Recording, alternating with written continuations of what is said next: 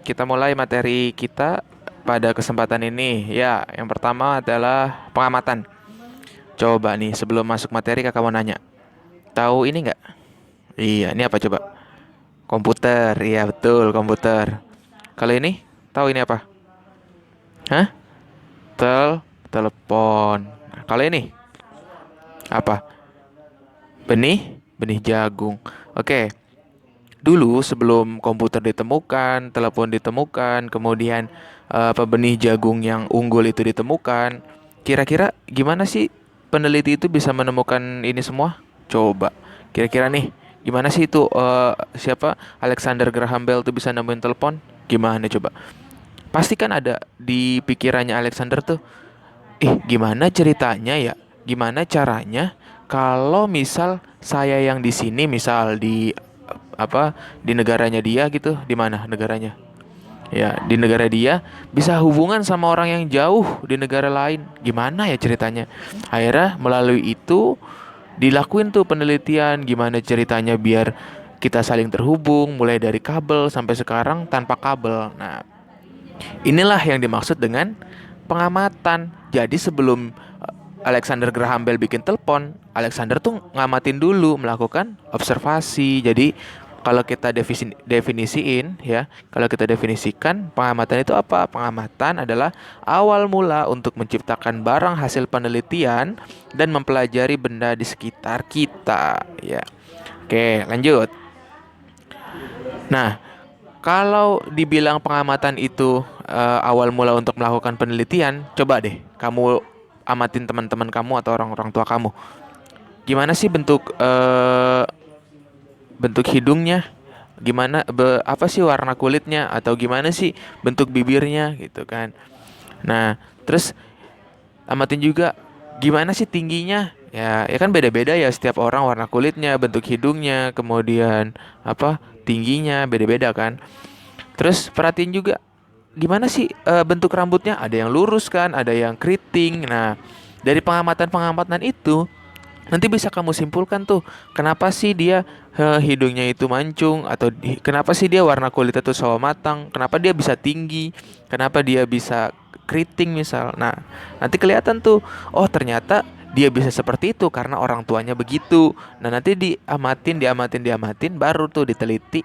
Oh, ternyata yang membawa itu adalah gen misalnya. Gitu. Nah, untuk meneliti seperti itu meliputi yang pertama, pengamatan. Ya, jadi untuk melakukan penelitian tadi, penyelidikan ilmiah tadi, itu pertama kali adalah pengamatan.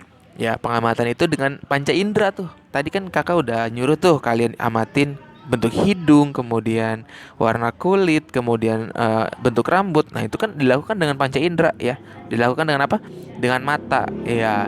Atau bisa juga dengan alat ukur. Kalau yang tadi tinggi badan tuh, kita kan lakukan dengan alat ukur, dengan meteran ya, dengan mistar misal. Nah, itu kan termasuk juga pengamatan. Tujuannya untuk apa? Tujuannya untuk mengumpulkan informasi. Nah, setelah informasi ini terkumpul, misal warna kulitnya sawo matang karena orang tuanya sawo matang, kemudian bentuk hidungnya pesek atau mancung karena memang ada keturunan seperti itu, baru tuh dilakukan inferensi. Inferensi itu apa? Penjelasan kenapa bisa seperti itu dan penjelasannya di apa? Diperkirakan tuh. Ya, karena tujuan inferensi ini adalah menemukan pola hubungan antar aspek dan membuat perkiraan. Jadi hanya dikira-kira dulu nih. Setelah tahu informasinya, itu kita kira-kira dia bisa mancung. Kenapa? Oh, karena dulu orang tuanya tuh mancung gitu. Kenapa sih dia kok rambutnya tuh keriting? Oh, karena ayahnya tuh keriting. Nah, kayak gitu. Itu inferensi.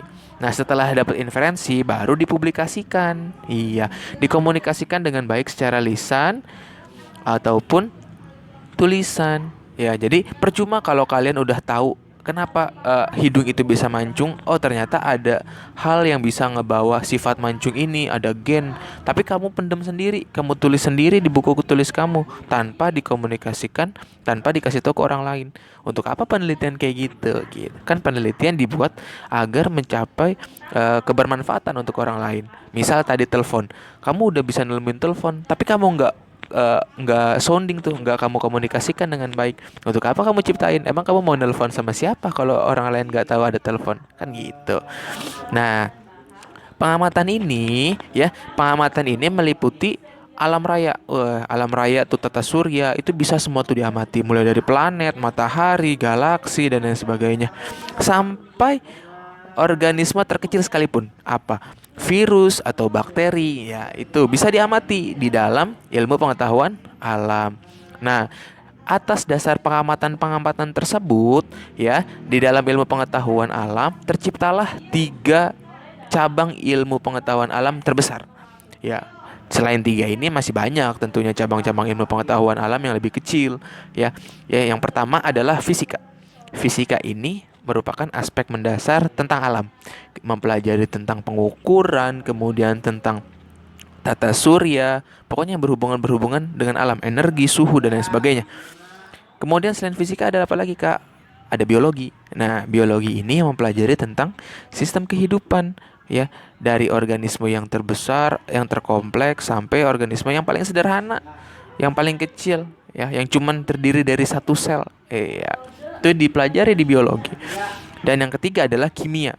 Kimia ini mempelajari tentang penyusunan dari perubahan zat. Iya, jadi dengan pengamatan tersebut, ya, terciptalah tiga komponen atau tiga cabang ilmu pengetahuan terbesar di dalam ilmu pengetahuan alam, yaitu fisika, biologi, dan kimia.